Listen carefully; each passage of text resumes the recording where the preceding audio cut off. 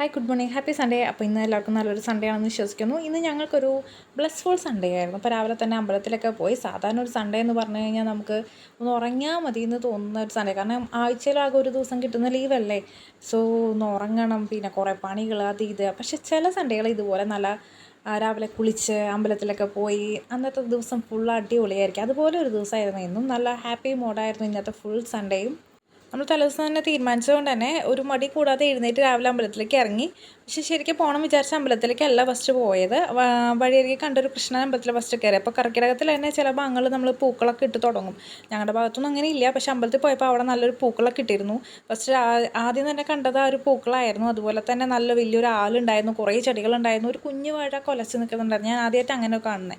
പിന്നെ കുറേ ഉപദേവതകളും ഒക്കെ ആയിട്ട് നല്ലൊരു ചെറിയൊരു അമ്പലമാണെങ്കിലും നല്ലൊരു പീസ്ഫുൾ അമ്പലമായിരുന്നു. ഇത് കഴിഞ്ഞ് നമ്മൾ വേറൊരു അമ്പലത്തിൽ കൂടി പോയിട്ടാണ് വീട്ടിലേക്ക് പോയത്. ഇന്നവിടെ ഇല്ലന്നറി ആയതുകൊണ്ട് നല്ല തിരക്കായിരുന്നു. അപ്പോൾ ശരി.